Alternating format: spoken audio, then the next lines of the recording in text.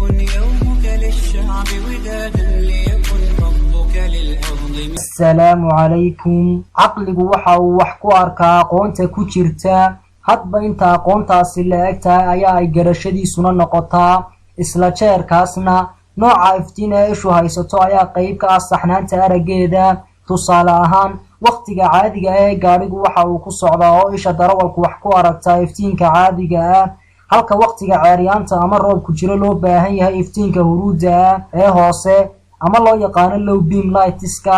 taas waxaa la mid ah in caqligu wax ku arko hadba nooca aqooneed ee ku jirta. qofka aqoonta badaha ku takhasusay caqligiisu si fiican uma arki karo arrimaha ku saabsan culumta beeraha, sidaas oo kale qofka batay caafimaadku kama fatwoon karo arrimaha diinta.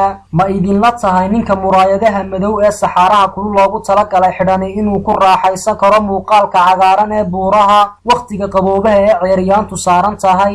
caqligu waxa uu qiimo yeeshaa oo waxtarkiisu muuqdaa marka loo adeegsado meesha ku habboon loona howlgeliyo si ku habboon. marka la iibgeynayo alaab mashruuc ama fikir waxaa loo sameeyaa magac qurux badan oo uu ku iibsami karo si dadka loogu qanciyo oo wax wanaagsan loogu muujiyo. intaasoo dhan waxaan uga gol leeyahay ereyga caqlaani baryahan dambe aad ayaa loo shaac bixiyey. dhab ahaana dad badan oo adeegsada magacyadaas la xidhiidha sida maanmaal, maanshiil, maandoon, maanfur iyo kuwa la midka ahi waa dad dhaqankooda iyo garashadooduba ay aad uga fog tahay u hoggaansiga axkaamta shareecada, taasoo dhab ahaan madmadow gelinaysa maantoosnimadooda. marka dhaqankooda iyo fahamkooda loo kuurgalana waxaa soo baxaysa inay hawaraacnimada uga dhow yihiin tixgelinta caqligooda. sidaa awgeed ayaa ay culimmadii hore dadka noocaasa ugu magacaabi jireen dad hawaraaciya ah ama ahlul ahwaa. waxaa hubaala inay hawaraacnimadu ay sabab u tahay baadida dad aad u tiro badan,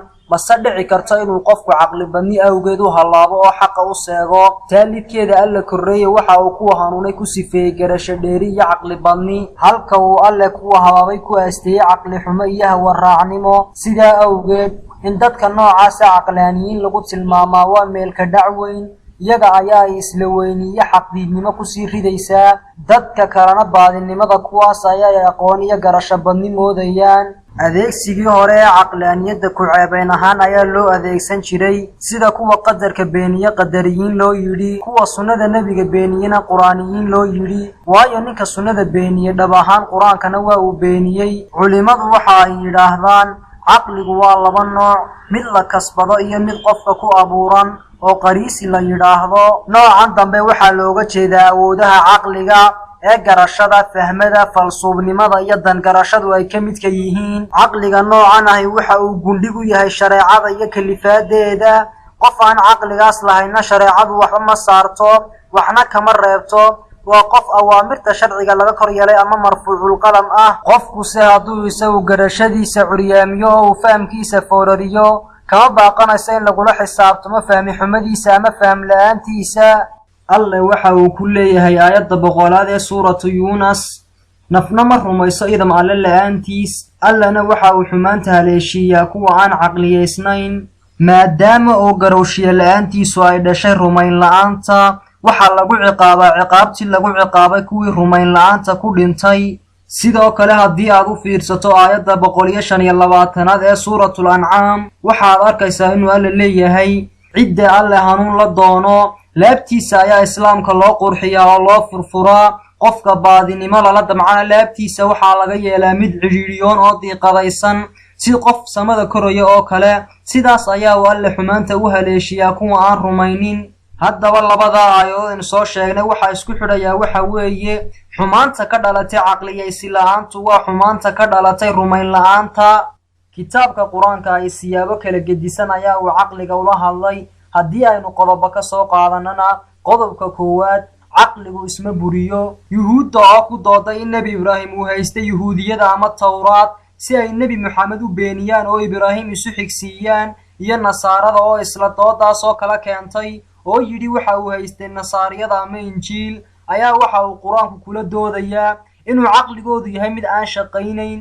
waayo waa ay isburinayaan. sideeba ay u leeyihiin waxa uu haystay yuhuudiyada ama masiixiyada isaga oo labadoodaba ka horreeyey? waxa aad ka eegi kartaa aayadda 65 ee suuratu al-cimraan qodobka 2.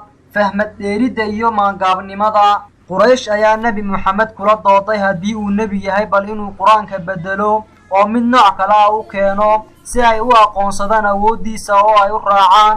kolkaas ayaa uu alle soo dejiyey aayadaha nebiga loogu sheegayo inuu caqli ahaan kula garnaqsado. waxa uu alle leeyahay kuwii aan la kulankayga rumaynayni waxa ay yidhaahdeen la kaalay qur-aan aan kan ahayn ama kan soo bedel. waxa aad ku tidhaahdaa anigu ma bedeli karo oo awooddaa ma lihi, waxii la ii waxyooday ayuun baan raacayaa. intaas ayaa aynu kusoo gebagabayn doonaa barnaamijkeennii maanta.